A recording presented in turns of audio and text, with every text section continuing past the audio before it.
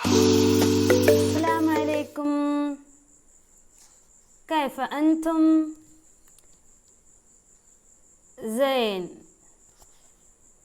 നമ്മൾ കഴിഞ്ഞ ദിവസം ക്ലാസ്സിൽ എന്താ പഠിച്ചത്?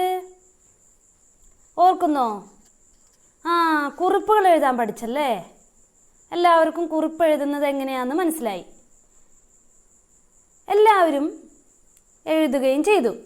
എല്ലാവരും ബുക്ക് നോക്കട്ടെ. എല്ലാവരും നോട്ട്ബുക്ക് എഴുതിയിട്ടുണ്ടല്ലോ? ഓക്കെ.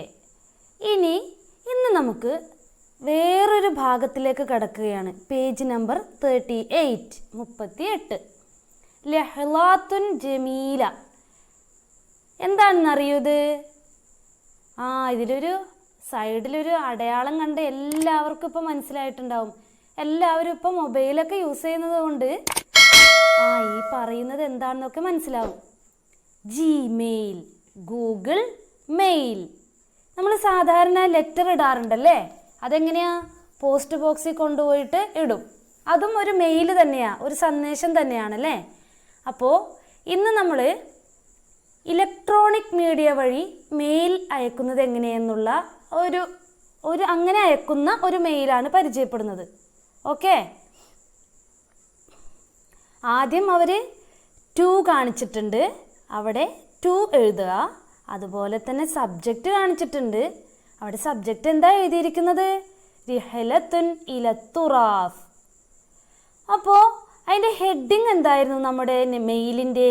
ലഹ്ളാത്തുൻ ജമീല, മനോഹരമായ നിമിഷങ്ങൾ. ഇനി നമുക്ക് വായിക്കാം. ശ്രദ്ധിച്ചിരിക്കണം എല്ലാവരും കേട്ടോ. അഖിൽ അസീസ്, അതമന്ന ലക്കൽ ഖൈർ. ഷാറക്തു ഫി റിഹ്ലതി ഇലാ ദൽഹി. മാ അജ്മലൽ ലഹ്ളാത്ത്. യുറഫ്രിഫു അലമുൽ ഹിന്ദി ഫൗഖൽ ഖൽഅതി الحمراء. يقف الجنود صفوفا. ترقص البنات والأولاد في الملابس الشعبية وينشدون الأناشيد الوطنية. وزرنا المسجد الجامع بدلهي. دخلنا المسجد، ما أروع بناءه. تجولنا في دلهي وزرنا مبنى البرلمان. وفي المساء خرجنا إلى آغرا لمشاهدة تاج محل. وقفنا أمام أعجوبة المرمر الأبيض. بناه الملك شاه جهان تذكارا لزوجته ممتاز محل. حان وقت الرجوع. ركبنا الحافلة إلى محطة القطار. في قلبي ذكريات حلوة عن تراث بلادنا. ഒരു തവണ ടെക്സ്റ്റ് വായിച്ചല്ലേ നമ്മളെ? എല്ലാവരും ശ്രദ്ധിച്ചിട്ടുണ്ടാവും. ഇനി നമുക്കിതിൻ്റെ ആശയം ഒന്ന് പറഞ്ഞു നോക്കാം. അഖിൽ അസീസ്, എൻ്റെ പ്രിയ സഹോദര. അതമന്ന, ഞാൻ വിചാരിക്കുന്നു, ഞാൻ ആഗ്രഹിക്കുന്നു. അതമന്ന ലക്കൽ ഖൈർ, നീ സുഖമായിരിക്കുന്നു, താങ്കൾക്ക് സുഖമാണ് എന്ന് ഞാൻ കരുതുന്നു. ഷാറക്തു ഫി റിഹ്ല ഇലാ ദൽഹി. ഷാറക്ക എല്ലാവർക്കും അറിയാലേ, പങ്കെടുക്കുക. ഷാറക്തു, ഞാൻ പങ്കെടുത്തു. ഫി റിഹ്ലതി ഇലാ ദൽഹി, ഡൽഹിയിലേക്കുള്ള ഒരു യാത്രയിൽ ഞാൻ പങ്കെടുത്തു. മാ അജ്മലൽ ലഹ്ളാത്ത്, എത്ര മനോഹരമായ നിമിഷങ്ങളാണത്. യുറഫ്രിഫു അലമുൽ ഹിന്ദ്. മാ മഅന യുറഫ്രിഫ്? യുറഫ്രിഫ് പാറുക, പാറുന്നു. യുറഫ്രിഫു അലമുൽ ഹിന്ദ്, ഇന്ത്യയുടെ പതാക പാറുന്നു. എവിടെയാ? ഫൗഖൽ ഖൽഅത്തിൽ ഹംറാ. ഖൽഅത്തുൽ ഹംറാ പഠിച്ചതാണല്ലേ? ചെങ്കോട്ട. ചെങ്കോട്ടയുടെ മുകളിൽ ഇന്ത്യൻ പതാക അങ്ങനെ പാറിക്കളിക്കുന്നു. യഖ്ഫുൽ ജുനൂദു സുഫൂഫൻ. യഖ്ഫുൽ ജുനൂദ്, ജുൻദുൻ ജംഅ ജുനൂദ്, എന്താ? സൈന്യം അല്ലേ? യഖ്ഫുൽ ജുൻദു സുഫൂഫുൻ, സഫ് ജംഉ സുഫൂഫ്. അണികളായി നിരയായി നിൽക്കുന്നു. ആര്? സൈന്യം നിരയായി നിൽക്കുന്നു. എവിടെയാ? കല്ലത്തുൽ ഹംറായിൽ പതാക പാറുന്ന ആ സ്ഥലത്ത്, അതായത് പതാക ഉയർത്തുന്നിടത്ത് സൈന്യം നിരയായി നിൽക്കുന്നു. തർഖുസുൽ ബനാതു വൽ ഔലാദു ഫിൽ മലാബിസി ശഅബിയ്യ. തർഖുസു നൃത്തം ചെയ്യുന്നു, അൽ ബനാത് വൽ ഔലാദ് കുട്ടികളും പെൺകുട്ടികളും ആൺകുട്ടികളും എല്ലാവരും നൃത്തം ചെയ്യുന്നു, ഡാൻസ് ചെയ്യുന്നു. ഫിൽ മലാബിസി ശഅബിയ്യ. അവർ ധരിച്ചിരിക്കുന്ന വസ്ത്രത്തിൻ്റെ പ്രത്യേകതയാണ് പറയുന്നത്. അവർ ഡാൻസ് കളിക്കുമ്പോൾ ധരിച്ചിരിക്കുന്ന വസ്ത്രത്തിൻ്റെ പ്രത്യേകത അതെന്താണ്? ഫിൽ മലാബിസി ശഅബിയ്യ. എന്താണ് ഷഅബ്? ഷഅബ് നമുക്കറിയാലേ, ഗോത്രം, നാട് എന്നൊക്കെയാണ്. അതായത് നമ്മൾ നാടോടി നൃത്തത്തിനൊക്കെ ഫോക്ക് ഡാൻസ് എന്ന് പറയാറില്ലേ, അതുപോലെ ഈ ഷഅബിന് പറയുന്നത് ഫോക്ക് എന്നാണ്. അശഅബിയ്യ അതായത് ഫോക്ക് ഡ്രസ്സ് ധരിച്ചു കൊണ്ടിട്ട്, നാടോടി വസ്ത്രം, ആ ദേശത്തിൻ്റെ വസ്ത്രം ധരിച്ചുകൊണ്ട് അവർ നൃത്തം ചെയ്യുന്നു, അവരുടേതായ ദേശത്തിൻ്റെ വസ്ത്രം. വയുൻഷിദൂനൽ അനാശീദൽ വത്വനിയ്യ. വയുൻഷിദൂന അവർ പാട്ട് പാടുന്നു. ഏത് പാട്ടാ പാടുന്നത്? അൽ അനാശീദൽ വത്വനിയ്യ അവരുടെ ദേശീയ ഗാനം, അവരുടെ ദേശത്തിൻ്റെ ഗാനമാണ് അവർ പാടുന്നത്. വസുറിന പിന്നെ ഞങ്ങൾ സന്ദർശിച്ചു അൽ മസ്ജിദ് അൽ ജാമിഅ ബിദൽഹി. ഡൽഹിയിലെ ജുമാ മസ്ജിദ് സന്ദർശിച്ചു. ദഖൽന അൽ മസ്ജിദ് പിന്നെ ആ മസ്ജിദിൽ പ്രവേശിച്ചു. മാ അർവബിന അഹു എത്ര മനോഹരമാണ് അതിൻ്റെ കെട്ടിടം. തജവ്വൽന ഞങ്ങൾ ചുറ്റിക്കറങ്ങി. ഫീ ഡൽഹി ഡൽഹിയിൽ. വസുറിന ഞങ്ങൾ സന്ദർശിച്ചു. മബ്നൽ ബർലമാൻ പാർലമെന്റ് മന്ദിരം ഞങ്ങൾ സന്ദർശിച്ചു. ഇതൊക്കെ പറഞ്ഞപ്പോൾ എന്തെങ്കിലുമൊക്കെ ടീച്ചറിൻ്റെ കുട്ടികൾക്ക് ഓർമ്മ വരുന്നുണ്ടോ? അതെ, നാം ഹുലുമു വലത് പഠിച്ചതാണല്ലേ. അതിൽ കുറച്ച് കാര്യങ്ങൾ നമ്മുടെ കൂട്ടുകാരൻ സ്വപ്നത്തിൽ കാണുന്നുണ്ടല്ലേ. താജ്മഹൽ, ആഗ്ര എല്ലാം അങ്ങനെ കുറേ കാര്യങ്ങൾ കാണുന്നതായിട്ട് നമ്മൾ സ്വപ്നത്തിൽ കണ്ടു. അതുമായ ഒരു കണക്ഷനൊക്കെ ഉണ്ടല്ലേ ഇതിന്. ഇനി അടുത്തത് നോക്കിയാലോ. വഫിൽ മസാ ഖറജ്ന വൈകുന്നേരം. ഖറജ്ന ഞങ്ങൾ പുറപ്പെട്ടു. ഇലാ ആഗ്ര ആഗ്രയിലേക്ക് പുറപ്പെട്ടു. എന്തിനാ ആഗ്രയിലേക്ക് പുറപ്പെട്ടത്? ലിമുഷാഹദത്തി താജ്മഹൽ. എന്തിനാ? താജ്മഹൽ കാണുന്നതിന് വേണ്ടിയിട്ട് ആഗ്രയിലേക്ക് ഞങ്ങൾ പോയി. എപ്പോഴാ? ഫിൽ മസാ വൈകുന്നേരം. വഖഫ്ന അമാമ ഉജൂബത്തിൽ മർമറിൽ അബിയൽ. ഞങ്ങൾ നിന്നു. വഖഫ്ന ഞങ്ങൾ നിന്നു. അമാമ ഉജൂബത്തിൽ മർമറിൽ അബിയൽ വെള്ള എന്താ പറയുക താഴെ വിരിച്ചിരിക്കുന്നതിന്? മാർബിള്. വെള്ള മാർബിൾ, അത്ഭുതപ്പെടുത്തുന്ന വെള്ള മാർബിളിന് മുൻപിൽ ഞങ്ങൾ നിന്നു. അതായത് ഈ താജ്മഹലിൻ്റെ പിക്ചറുകൾ ശ്രദ്ധിച്ചാൽ നമുക്ക് കാണാം, വെട്ടിത്തിളങ്ങുന്ന രത്നങ്ങളും മാർബിൾ കൊണ്ടിട്ട് പണിതുയർത്തിയ ഭാഗങ്ങളുമാണ്. ആ മാർബിള് അത്ഭുതപ്പെടുത്തിയ ആ മാർബിളിന് മുമ്പിൽ നിന്നു എന്നാണ് പറഞ്ഞിരിക്കുന്നത്. ബനാഹുൽ മലിക്കു. ബനാഹു ബനാ താജ്മഹൽ. താജ്മഹലിനെ പണിതു. ആരാ പണിതത്? അൽ മലിക്കു ഒരു രാജാവാണ് പണിതത്. അതേത് രാജാവാണെന്നാണ് ഇനി നമുക്കറിയേണ്ടത്. അൽ മലിക്കു ഷാജഹാൻ. ഷാജഹാൻ ചക്രവർത്തിയാണ് നമ്മുടെ ഈ താജ്മഹലിനെ, ഈ മനോഹരമായ താജ്മഹല് പണിതത്. അത് അദ്ദേഹം പണിതത് എന്തിനു വേണ്ടിയാണെന്നറിയോ? അത് നമുക്ക് നോക്കാം. തിദ്കാറൻ ലിസൗജതിഹി മുംതാസ് മഹൽ. എന്തിനാണ്? തിദ്കാറൻ എന്താണ്? ഓർമ്മക്കായി, സ്മരണക്കായിട്ട്. ലിസൗജതിഹി അദ്ദേഹത്തിൻ്റെ പ്രിയതമയുടെ ഓർമ്മക്കായിട്ടാണ് അത് പണിതത്. അപ്പോൾ പ്രിയതമയുടെ പേര് നമ്മൾ വായിച്ചോ?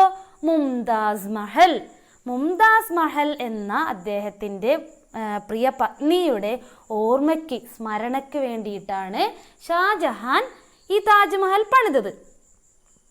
ഹാന വഖ്തുർ റുജൂ', അങ്ങനെ പല കാഴ്ചകളും കണ്ടു. അങ്ങനെ ഏത് സമയമായി? ഹാന, ആയി അല്ലേ?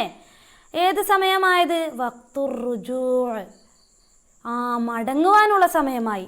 റക്കിബിന അൽ ഹാഫില, ഞങ്ങൾ വണ്ടിയിൽ കയറി, ബസ്സിൽ കയറി. എങ്ങോട്ടുള്ള ബസ്സിലാണ് കയറിയതെന്നാണ് ഇനി പറയുന്നത്. ഇലാ മഹത്വത്തിൽ ഖിത്താർ, എവിടേക്കാ? നമ്മുടെ റെയിൽവേ സ്റ്റേഷനിലേക്ക് എത്തിച്ചേരുന്നതിനുള്ള ബസ്സിൽ ഞങ്ങൾ കയറി. ഫീ ഖൽബി, എൻ്റെ മനസ്സിൽ ദിക്റയാത്തുൻ ഹുലുവ, വളരെ മാധുര്യമുള്ള ഓർമ്മകൾ. ദിക്റയാത്ത്, ഓർമ്മകൾ. ഹുലുവ, വളരെ മാധുര്യമുള്ള. എന്തിനെ കുറിച്ചാ? അൻ തുറാസി ബിലാദിന, നമ്മുടെ രാജ്യത്തിൻ്റെ പൈതൃകത്തെ സംബന്ധിച്ചുള്ള മാധുര്യമാർന്ന മധുരമുള്ള ഓർമ്മകൾ എൻ്റെ മനസ്സിൽ, എൻ്റെ ഹൃദയത്തിലുണ്ട്. ഇങ്ങനെയാണ് ഈ മെയിൽ അവസാനിച്ചിരിക്കുന്നത്. അപ്പോൾ എല്ലാവർക്കും മനസ്സിലായില്ലേ ഇത്? ഇനി 39ാമത്തെ പേജിൽ 39 എല്ലാവരും എടുത്തോ. 39ൽ കുറച്ച് ചോദ്യങ്ങളുണ്ട്. അത് നമുക്ക് വളരെ സിമ്പിളായിട്ട് എഴുതാവുന്നതുള്ളൂ. ടീച്ചറിൻ്റെ കൂട്ടുകാർ ഈ ക്ലാസ്സിൽ ഇപ്പോൾ പറഞ്ഞതെല്ലാം ശ്രദ്ധിച്ചില്ലേ? ഇതെന്നിട്ട് ഒരു തവണ കൂടി വായിച്ച് നോക്കിക്കഴിഞ്ഞു കഴിഞ്ഞാൽ ഈ ചോദ്യങ്ങൾക്ക് എല്ലാം ഉത്തരം എഴുതാം. അപ്പം നമുക്കൊന്ന് ശ്രമിച്ചു നോക്കിയാലോ? എഴുതാം. അപ്പോൾ നമുക്ക് ആദ്യത്തെ ചോദ്യം നോക്കാം അല്ലേ? ഇതാ സാഫർത ഇലാ ദൽഹി ഐന തസൂറു അവലൻ. ഇതാ സാഫർത ഇലാ ദൽഹി, സാഫറ യുസാഫിറു, യാത്ര പോവുക അല്ലേ? യാത്ര ചെയ്യുക.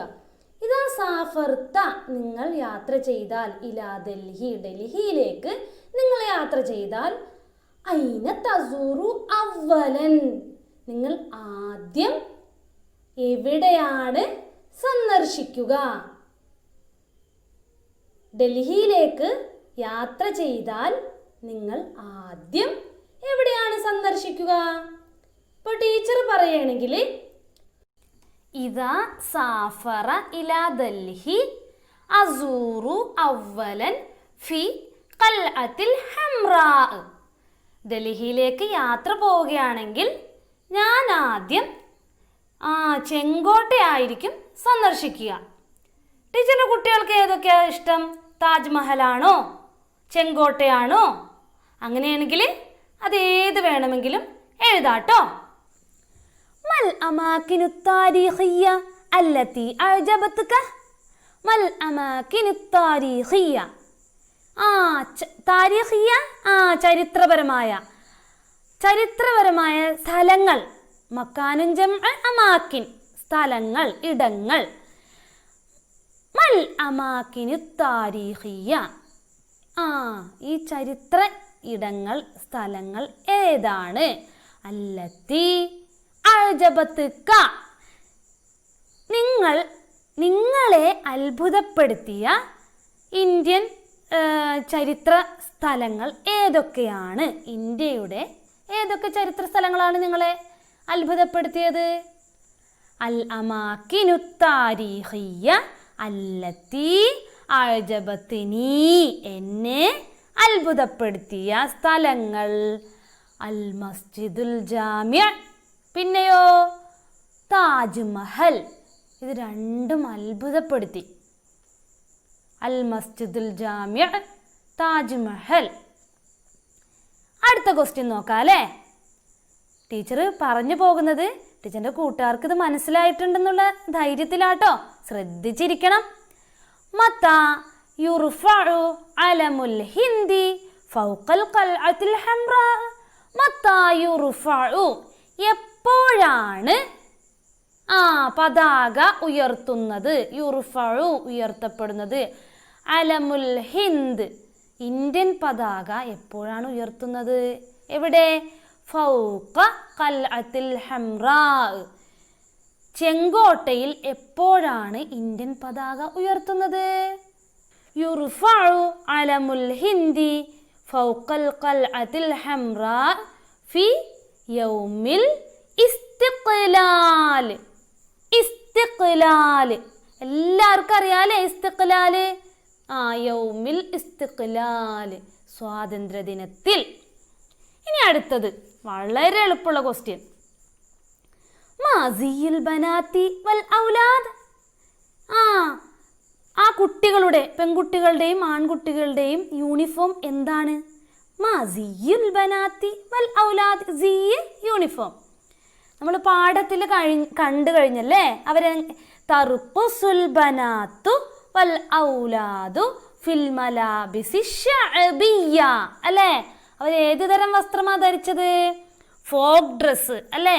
അവരുടെ ദേശ ഡ്രസ്സാണ്, വസ്ത്രമാണ് അവർ ധരിച്ചിരിക്കുന്നത്. അപ്പോൾ നമുക്ക് എഴുതാം സിയുൽ ബനാത്തി വൽ ഔലാദി അൽ മലാബിസു ശഅബിയ്യ, ഫോക്ക് ഡ്രസ് അല്ലേ. ഇനി ലിമ ഖറജു ഇല ആഗ്ര. എന്തിനാ അവർ ആഗ്രയിലേക്ക് പുറപ്പെട്ടത്? ഖറജു ഇല ആഗ്ര ലിമുശാഹദത്തി താജ്മഹൽ. താജ്മഹൽ കാണാനാണല്ലേ ആഗ്രയിലേക്ക് പോയത് അല്ലേ. നമ്മുടെ ഷാജഹാൻ പണിത താജ്മഹൽ കാണാനാണ് അവരെവിടെ പോയത്? ആഗ്രയിൽ പോയത്. അപ്പോൾ ഖറജു ഇല ആഗ്ര ലിമുശാഹദത്തി താജ്മഹൽ. ഐന തഖഉ താജ്മഹൽ. എവിടെയാ താജ്മഹൽ സ്ഥിതി ചെയ്യുന്നത്? തഖഉ താജ്മഹൽ ഫി ആഗ്ര അല്ലേ. നമ്മൾ നേരത്തെ പറഞ്ഞു അല്ലേ. തഖഉ താജ്മഹൽ ഫി ആഗ്ര, ആഗ്രയിലാണ് സ്ഥിതി ചെയ്യുന്നത്. മൻ ബന താജ്മഹൽ. മൻ ബന, ആരാണ് പണിതത്, പണി കഴിപ്പിച്ചത്? താജ്മഹൽ. താജ്മഹൽ ആരാ പണിതത്? ബന താജ്മഹൽ അൽ മലിക് ഷാജഹാൻ. ബന താജ്മഹൽ അൽ മലിക് ഷാജഹാൻ. ഷാജഹാൻ ചക്രവർത്തിയാണല്ലേ. അപ്പോൾ എല്ലാവർക്കും ഈ ക്വസ്റ്റ്യൻ്റെ അർത്ഥവും ഉത്തരങ്ങളും അർത്ഥവും ഒക്കെ മനസ്സിലായല്ലേ. ഇത് ശരിക്ക് ടീച്ചറിൻ്റെ മക്കള് കാര്യങ്ങൾ പറയുവാൻ പഠിക്കുകയാണ് വേണ്ടത്. ഒരാൾ ചോദ്യം ചോദിക്കുമ്പോൾ എങ്ങനെയാണ് മറുപടി പറയേണ്ടതെന്ന് പഠിച്ചാൽ മതി.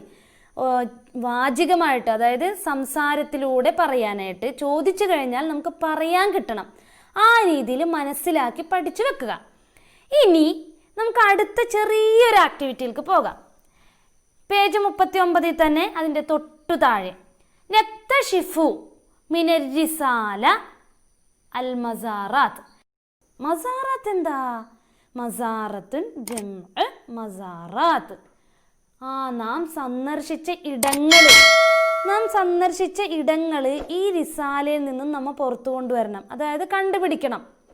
റിസാല എന്ന് പറഞ്ഞാൽ മനസ്സിലായില്ലേ? ഇപ്പോൾ നമ്മൾ കണ്ട ലെറ്റർ, അതായത് മെയിൽ, അതിൽ നിന്നും നമ്മളിപ്പോൾ സന്ദർശിച്ച സ്ഥലങ്ങളൊക്കെ ഒന്ന് കണ്ടുപിടിച്ച് ഇവിടെ എഴുതണം. വളരെ സിമ്പിൾ അല്ലേ?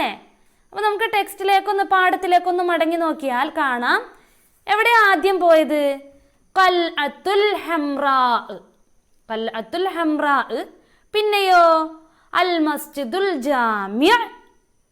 പിന്നെയോ താജ്മഹൽ. ഇത്ര സ്ഥലങ്ങളിലാണ് പോയതല്ലേ. പിന്നെ അവർ മടങ്ങുന്നതിന് മഹത്വത്തുൽ ഖിത്താർ, അതായത് റെയിൽവേ സ്റ്റേഷനിലേക്ക് എത്തുന്നതിന് വേണ്ടി ഹാഫിലയിൽ കയറുന്ന കാര്യം പറയുന്നുണ്ട്. അപ്പോൾ ഇത്രയും കാര്യങ്ങളാണ് ഇതിൽ എഴുതേണ്ടതുള്ളൂ. അപ്പോൾ ഇന്നത്തെ ക്ലാസ് നാം ഇവിടെ അവസാനിപ്പിക്കുകയാണ്. എല്ലാവരും നല്ലതുപോലെ ഒരു 3 തവണ ടെക്സ്റ്റ് ബുക്ക് വായിച്ച് നോക്കണം. ടീച്ചർക്ക് വായിച്ച് കേൾപ്പിക്കണം, ഓഡിയോ അയക്കണം. ഓക്കെ, അപ്പോൾ നല്ല കുട്ടികളായിട്ട് പഠിക്കുക. അപ്പോൾ ഇൻഷാ അല്ലാഹ് നമുക്ക് പുതിയ പാഠവുമായി അടുത്ത ക്ലാസ്സിൽ കാണാം. മഅസ്സലാമ.